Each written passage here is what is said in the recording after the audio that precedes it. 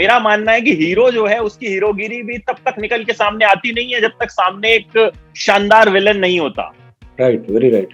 अजय देवगन के बारे में कहा जाता है वो आंखों से एक्टिंग करते हैं, तो आपकी आंखें देखकर तो मुझे लगता है अजय देवगन भी डर गए होंगे। नहीं, वो भी मजे हुए आर्टिस्ट है, लेकिन बेसिकली क्योंकि मेरे पास डायलॉग्स कम थे, तो ज्यादा करना था वो आंखों से ही करना था। मैं 90s का बच्चा हूँ। एक फिल्म मैंने देखी थी, फरेब। फिल्म का विलन देख के मुझे लगा है बड़ा खूंखार आदमी है। अभी फिर से मैंने रुद्र देखी, तो फिर से मुझे लगा यार अभी भी उतना ही खूंखार आदमी। तो मिलिंद गुणाजी साहब हमारे साथ हैं। सर, वाकई में इतने खूंखार हैं? क्योंकि जो मैंने आपके इंटरव्यूज देखे उसमें आप कहते हैं नहीं नहीं बिल्कुल मैं ऐसा नहीं हूँ। नहीं, मुझे आप एक्चुअली आप एक काम कीजिए, मेरे फैमिली वालों को पूछिए, वो दो are the right people to tell you.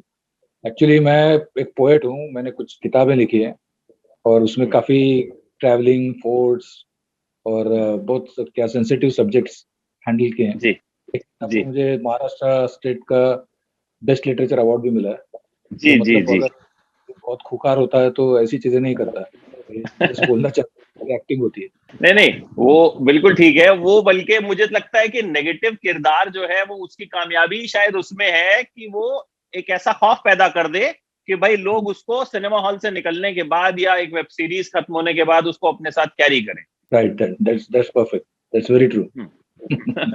वो मतलब उसका मतलब है कि मैं ये काम खूबी से निभा रहा हूँ, मतलब। बिल्कुल बिल्कुल, वो कहने का मतलब वही था कि बहुत ज्यादा, क्योंकि मेरा मानना है कि हीरो जो है उसकी हीरोगिरी भी तब तक निकल के सामने आती नहीं है जब तक सामने एक शानदार विलन नहीं होता।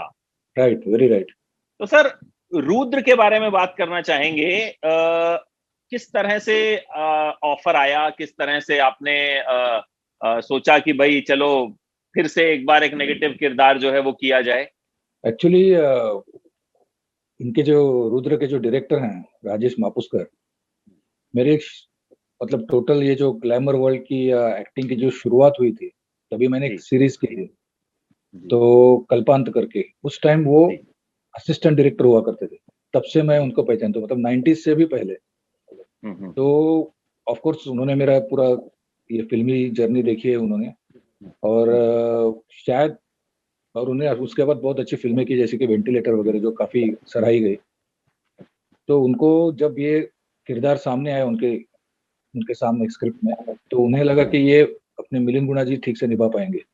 तो उन्होंने डायरेक्ट मुझे फोन करके बताया कि ऐसा ऐसा है, और मैं चाहूंगा कि अगर आप कर सकते हो तो I would be dilated. So I was also delighted and thrilled, क्योंकि एक तो बड़ा प्रोजेक्ट है, राजेश मापुस्कर जैसा बहुत अच्छा डायरेक्टर है, और then I was working after long time with Ajay Devgan ji, because बहुत साल पहले एक फिल्म आई थी एलओसी, जेपी दत्ता की। उस दौरान हम लोग ने सब लद्दाख, लेह लद्दाख में हम लोग ने शूट किया था। तो वहाँ हाई माउंटेन सिकनेस के कारण मुझे पहले ही नीचे आना पड़ा था उस एल्टीट्यूड से। तो उस फिल्म में मेरा उतना रोल दिखता नहीं है, लेकिन तभी हमारी काफी जान पहचान थी, हम लोग क्रिकेट खेला करते थे वहाँ। सभी फिल्म से कुछ 36 फिल्म स्टार थे वहाँ उस समय। तो उसके बाद डायरेक्टली ये तो अजय जी के साथ 1-to-1 जो बोलते हैं रोल करने का मुझे मौका मिला। सो आई वाज वेरी हैप्पी। और ओवरऑल जो अभी रिस्पांस मुझे मिल रहा है, किस तरीके से लोग मैसेजेस कर रहे हैं, फोन कर रहे हैं, उससे लग रहा है कि लोगों को पसंद आ रही है। मतलब मैंने तो जो आपका और अजय देवगन वाला सीन देखा जो जेल में होता है, ज्यादा तो नहीं बताऊंगा, जिन लोगों ने नहीं देखी है उन्हें देखनी चाहिए। तो मुझे लगा अजय देवगन के बारे में कहा जाता है वो आंखों से एक्टिंग करते हैं, तो आपकी आंखें देखकर तो मुझे लगता है अजय देवगन भी डर गए होंगे। नहीं, वो भी मजे हुए आर्टिस्ट है, लेकिन बेसिकली क्योंकि मेरे पास डायलॉग्स कम थे, तो ज्यादा करना था वो आंखों से ही करना था, तो वो ज्यादा मैंने। तो किस तरह का एक्सपीरियंस अजय देवगन के साथ रहा? इतने साल बाद आपने काम किया उनके साथ, तो क्योंकि कहीं ना कहीं सेंट्रल कैरेक्टर उनका है, और आप एक ऐसे इम्पोर्टेंट फेज में आते हैं इस वेब सीरीज में, जो अब जाहिर है जिन्होंने देखी है वो तो समझ जाएंगे। तो किस तरह का एक्सपीरियंस अजय देवगन के साथ रहा? क्योंकि उन्होंने तो इसमें तमाम कलाकारों के साथ काम किया, आपके सीन्स जो हैं वो मेनली उन्हीं के साथ थे। नहीं, is a very very cooperative, very warm person, और एकदम कूल जिसको बोलते हैं। कुछ हम लोग ने मतलब पहले शूटिंग शुरू होने के पहले हम लोग साथ में बैठे, और एक दो बार हम लोग ने डायलॉग्स के ऊपर काम किया। वापस कुछ चेंजेस किए और इमीडिएटली विद इन से I think 15 minutes both of us were ready. So वो मतलब he is very flexible to all the changes to be made which are good for the project. And finally it was a fabulous give and take. जब acting करते हैं दो actors एक सामने सामने तो दोनों को पता चलता है कि हम क्या कर रहे हैं और दूसरा क्या कर रहा है.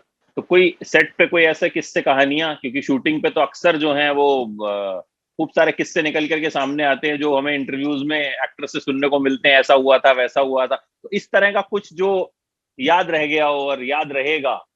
हाँ वैसे तो क्योंकि मैं भी इसके बारे में ज्यादा कैरेक्टर के बारे में वैसे नहीं बताना चाहूंगा कि अभी भी लोग देख रहे हैं मतलब जो ये थे, लेकिन बहुत एक्चुअली कम एरिया में शो ये था मेरे मतलब मेरा जो कुछ मुझे करना था तो वैसे कुछ बहुत कुछ होने की संभावना नहीं थी. लेकिन एक बात थी कि जो हम लोग ने समय निश्चित किया था इतने समय में होगा उससे बहुत जल्द हमने खत्म किया हो. ये बहुत इम्पोर्टेंट है. Generally all takes were like first take okay. वो इसलिए क्योंकि दोनों ही कमाल के कलाकार एक फ्रेम में थे. आप थे और अजय देवगन साहब थे. दोनों जो है आधा काम तो आंखों से कर देते हैं. Thank you sir. इसके अलावा रुद्र आ गई है, चल रही है, लोग पसंद भी कर रहे हैं खूब. मतलब मुझे पर्सनली बहुत अच्छी लगी. मैंने एक बार में ही जो है पूरी वेब सीरीज जो है देख डाली थी. मतलब मुझे बहुत ग्रिपिंग लगी. मैंने रिव्यू भी किया था इसका कि मतलब हर एपिसोड में कुछ नया है. एक ही कहानी. तो सबसे अच्छी बात लगी हर एपिसोड में कुछ नया है और सारे कलाकार जो हैं वो एकदम मंझे हुए कलाकार ना भी कहें तो उन्होंने अपना काम बहुत अच्छे से किया. तो आपको एक चीज और पूछना चाहूंगा कि आपको लगता है कि आज के दौर में जो वेब सीरीज हैं कहीं ना कहीं वो एक ऐसा प्लेटफॉर्म देती हैं कि अगर आप एक छोटा कैरेक्टर भी निभाते हैं और आपने इम्पैक्टफुली निभा दिया तो लोग याद रख जाते हैं. और वो आजकल सोशल मीडिया का दौर है तो खूब वायरल भी हो जाता है और चर्चा भी खूब हो जाती है. हाँ जरूर क्योंकि मेरे लिए तो पहला एक्सपीरियंस है. For this my first web series.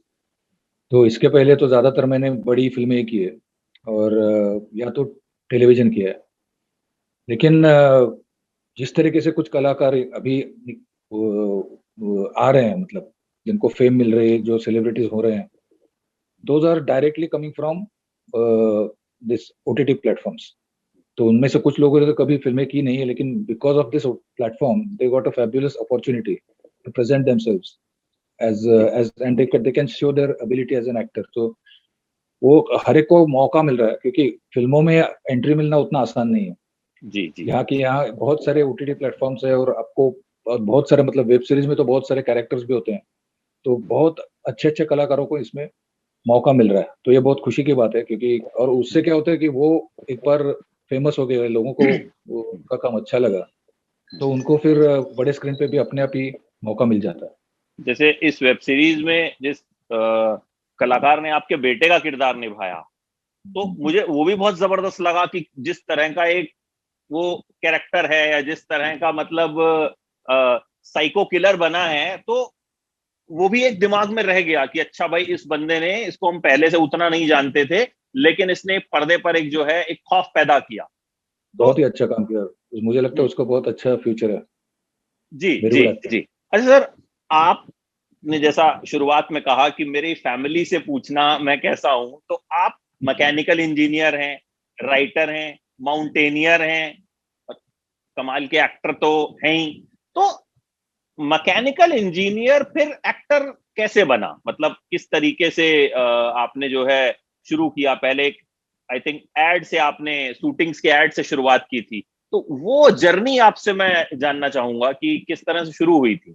जी मैं एक्चुअली इंजीनियरिंग के बाद और या तो उसी दौरान मैंने क्रिकेट में और बैडमिंटन में मेरी करियर शुरू की थी. मतलब I was making my career in sports और I was playing it at a very good level.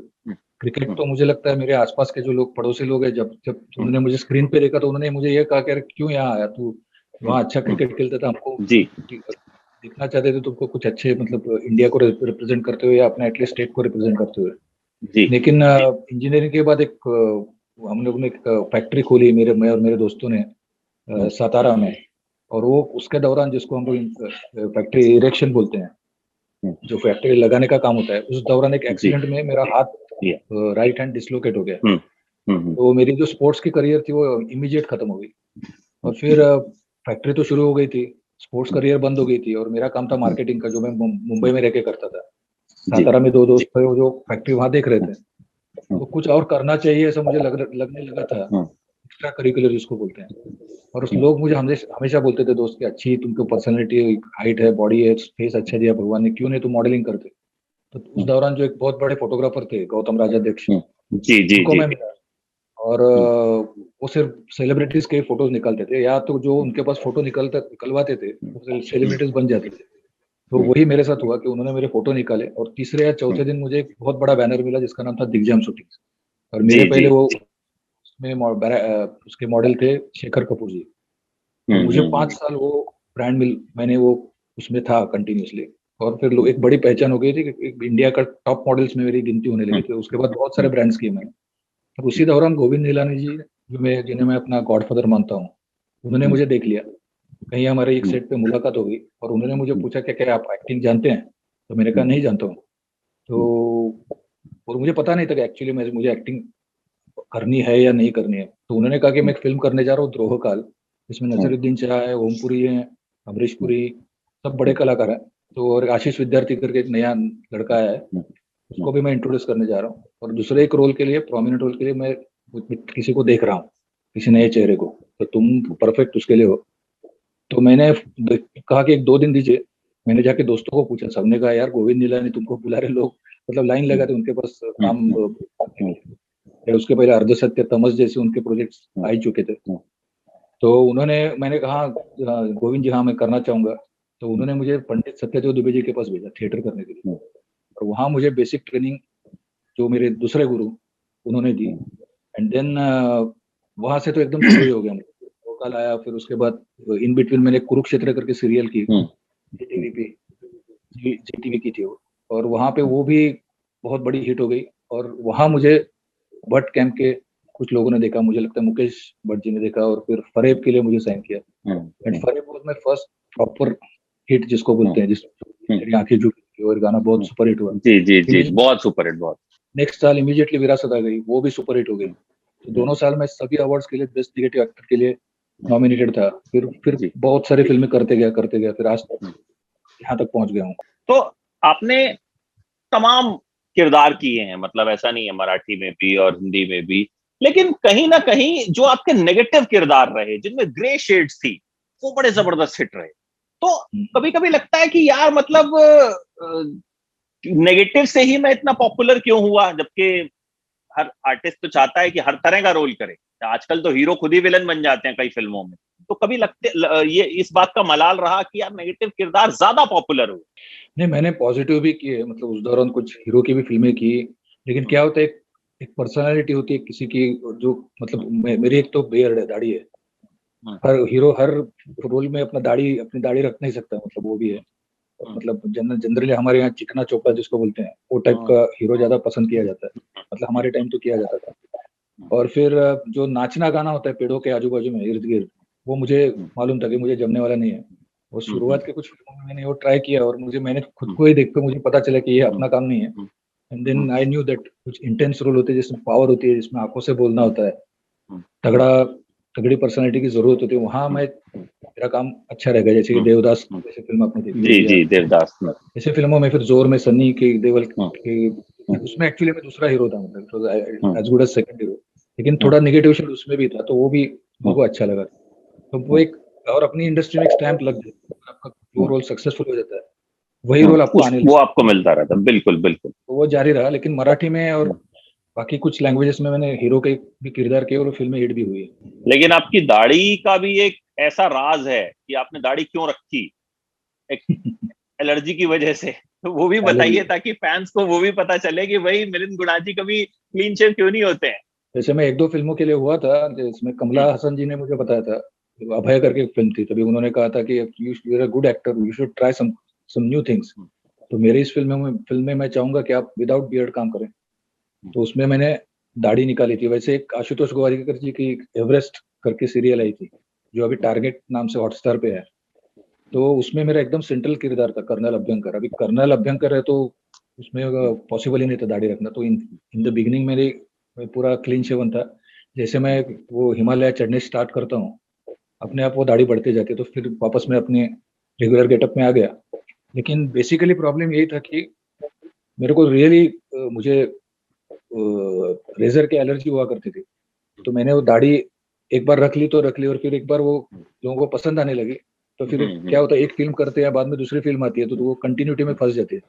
तो मतलब 4 फिल्में एक साथ दाढ़ी की है और बीच में अचानक एक बिन दाढ़ी की आती है, तो वो प्रॉब्लम हो जाती है। तो वैसे वो कंटिन्यूएशन में दाढ़ी निकलती रही। तो सर रुद्र तो आ गई, चल रही है अच्छी, इसके अलावा और कौन कौन से प्रोजेक्ट्स में हम आपको देखने वाले हैं? फिल्में हो, वेब सीरीज हो, या फिर टीवी हो? अभी इमीडिएटली इसके बाद और एक बड़ी फिल्म आ रही है, उसका नाम है बुल बुलैया 2, जी जी। जिसमें जो अनीस बज्मी जी की है, और उसमें कार्तिक आर्यन, कियारा आडवाणी, तब्बू, उसमें भी तब्बू जी के साथ आफ्टर विरासत, after many many years again I have worked with her. और वो एक काफी बड़ी फिल्म है, वो बहुत इंटरेस्टिंग फिल्म है मुझे लगता है, और वो बड़े पर्दे पे शायद उस पर रिलीज होगी, ओके, उस मतलब बड़े पर्दे की फिल्म है वो। उसके बाद और एक फिल्म आ रही है बहुत अच्छी, उसमें राजकुमार राव, सानिया मल्होत्रा हैं, और उसमें भी बहुत इंटरेस्टिंग, आपको पता नहीं चलेगा एग्जैक्टली क्या कैरेक्टर है, कि नेगेटिव है पॉजिटिव है जो भी है, वो किरदार उसमें मैं निभा रहा हूँ। वो भी इमीडिएटली उसके बाद आएगी। फिर एक फिल्म चल रही है भीमा कोरेगांव, जो भीमा कोरेगांव का जो पीरियड, मतलब जो हिस्टोरिकल सब्जेक्ट है, उसके ऊपर वो फिल्म है, थोड़ी पीरियड फिल्म है वो। उसमें अर्जुन रामपाल वगैरह हैं। तो उसमें भी बहुत इंटरेस्टिंग सेंट्रल कैरेक्टर में निभा रहा हूँ। तो ये कुछ लाइंड अप है, कुछ प्रोजेक्ट्स जो अभी इमीडिएटली आने वाले हैं। चलिए, तो उम्मीद करते हैं कि रुद्रा ने जो मैजिक चलाया है वही आगे सारी फिल्में चलाएं, और फिल्में से इतर आपका किरदार जो है वो, मेरा मानना है कि कुछ एक्टर्स इंडस्ट्री में ऐसे होते हैं जो मतलब फिल्म कोई भी हो, वो अपने किरदार का जादू जो है वो छोड़ जाते हैं। तो मिलिंद गुलाजी एक ऐसे ही एक्टर हैं। तो उम्मीद करते हैं कि जितने भी आगे प्रोजेक्ट्स आएंगे, फिर से आपका एक वैसा वाला ही शेड देखने को मिलेगा जो कि हमें सालों से याद है। Thank you sir, thank you so much, thank you so much sir for joining in. Thank you so much, all the best. Thank you sir. Thank you.